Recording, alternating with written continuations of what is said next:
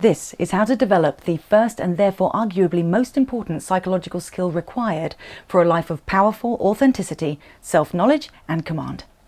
My name's Hazel Gale. I'm a former therapist turned author and creator of the Betwixt app. And this video is for anyone who feels there's something missing, but can't quite work out what. In my last video, I discussed the myth of Psyche and Eros and how it can be read as a call to awaken the inner protector, the sometimes well-hidden part of the personality that can fight for us and get our needs met, our boundaries held and desires realized. In super short, Psyche, a mortal woman, found herself abducted by the god of love Eros, who had accidentally fallen for her. Hidden away in a magical palace, Eros visited Psyche nightly, and their relationship blossomed without her ever knowing who he was or seeing his true face. But after a time, her curiosity got the better of her, and she lit a lantern as he slept in order to reveal his identity. Psyche woke Eros up in the process, however, and furious that she'd disobeyed his orders to never try and find out who he was, Eros abandoned Psyche to her grief and despair. Sometime after this, Psyche was abducted by the vengeful goddess Aphrodite, Eros' mother, and set a series of 4 seemingly impossible tasks in order to regain her freedom. I'm telling this story because, in terms of archetypal symbology, it can be understood as a tale of personal growth and psychological individuation.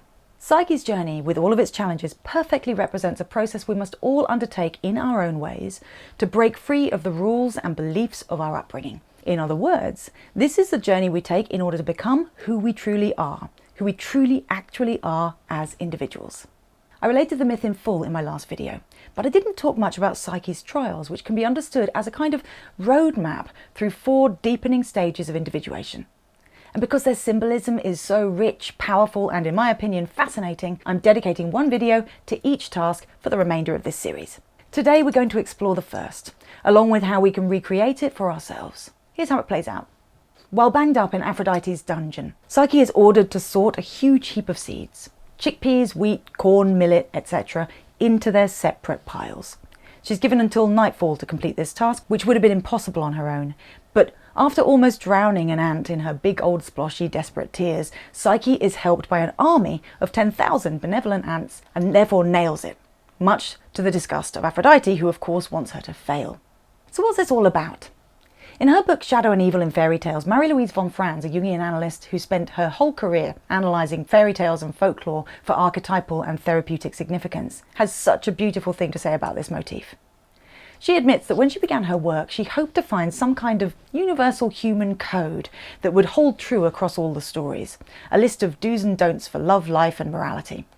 Frustratingly, she found this not to be the case. Some stories reward honesty, while others talk about characters who succeed through clever trickery. Some stories say that you must never retaliate when persecuted, others tell you not to be a fool and hit back. So it turned out that there were no rules, except for one beautiful thing. Across all the fairy tales, from every culture she researched, von Franz found that you must always listen to the kindly animals. If you accept their help, you'll succeed.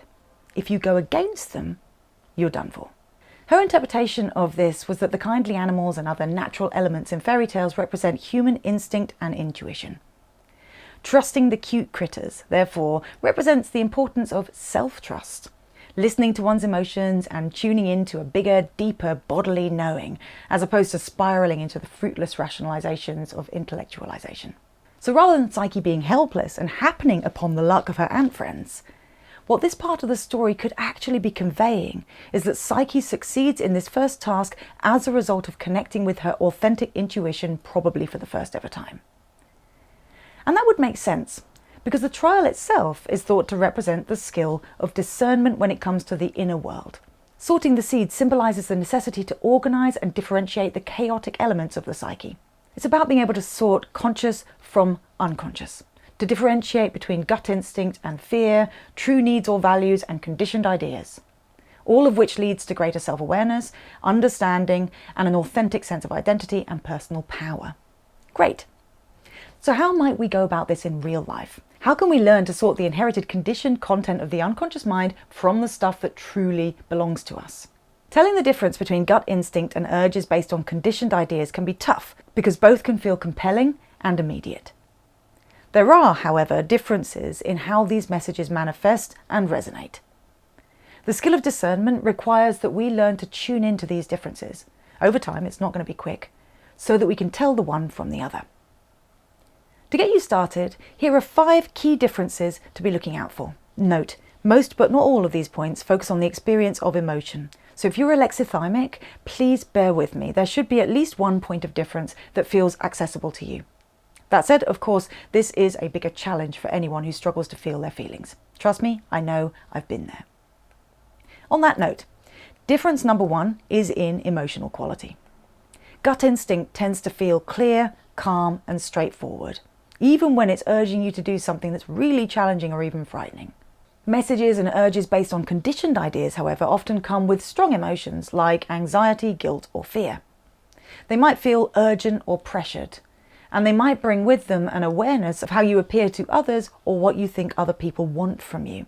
That last part is key and thankfully relevant to everyone, regardless of whether or not they struggle with interoception. If your gut instinct feels connected to what other people want, then it's probably not your gut instinct. Difference number 2 is in physical sensation. Gut instinct often manifests as an experience in your body, such as a feeling in your stomach, a lightness in your chest, or sometimes a kind of releasing feeling, like the one that you get when you finally remember a name you've been racking your brains for. These sensations are usually brief but distinct, and they resonate deeply. It's like something inside says, that's it. And again, this is true even when the conclusion you've arrived at is one you'd kind of rather not have. Messages and urges based on conditioned ideas, however, are more likely to be accompanied by tension in the body, such as a tightness in the chest, a knot in the stomach, or shallow breathing. This tension might be associated with thoughts of I should or I must do something or other.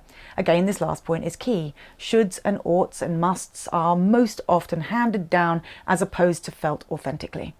True desire is more likely to feel like I need, I want, I will. Difference number 3 involves duration. Gut instinct can be clear, but it's usually fleeting. It may give you a strong sense of direction in the moment, and it may well recur if you're not listening, but it's unlikely to persistently nag or overwhelm, which is one of the reasons it's so easy to let slip by.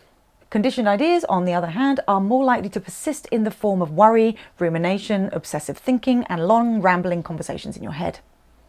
Difference number 4, impact on your sense of self. A gut instinct, pretty much by definition, will align with your core values and true self. Following your gut instinct, therefore, generally leads to a sense of peace, alignment, and authenticity, again, even if the action is difficult. Conditioned ideas, conversely, can make you feel out of sync with yourself, as if you're acting out of obligation or expectation rather than genuine desire, which may in turn bring feelings of resentment or stress. And finally, difference number 5 is about internal dialogue. We've touched on this a bit already, but it deserves its own category. Gut instinct tends to be direct and concise. If it were to speak, which it usually doesn't, by the way, although we can translate it into language after the fact, gut instinct would only use a few words to convey its message. It would say something like, don't do that, or this feels right.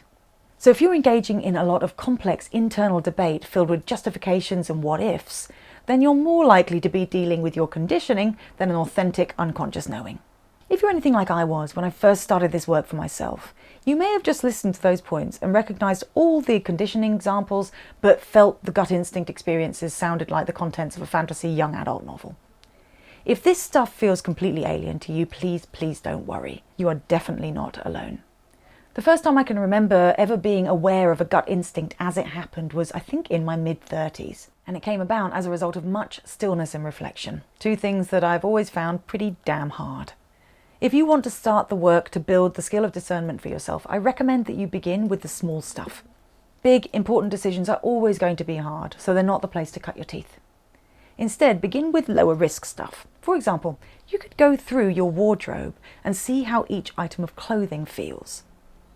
Do you own each piece because you authentically love it, or is it there because you were following a trend or dressing for work? I think we all have an item in each of those categories. Grab one from each and just see if you can notice a difference in the experience of the 2 pieces. Consider how they feel emotionally or physically, whether they align or not with your sense of self, and the kind of inner dialogue that each inspire. In other words, how do you experience the difference between the 2? Note, I'm not necessarily suggesting you get rid of the one with awkward vibes. If you need something for work, then you need it for work, that's fine. This is just an exercise. The skill of inner discernment is a mature thing. It takes its sweet time to build. So there's no need to rush this, and it's okay if it feels like success is currently a long way off. The most important thing in this pursuit is to get curious about it all. Get in the habit of asking yourself, do I really want/need/think this thing, or is this idea coming from somewhere else? Regardless of how gut instinct presents itself to you, the more you ask that question, the easier it'll be to know the answer. As always, I really hope you find this helpful. If you enjoyed this story, please like and share so that others can find it too. And finally, if you'd like to take an epic journey through a magical world in the name of personal growth, then you can download Betwixt the Mental Health Game, which is available on the iOS App Store and Google Play.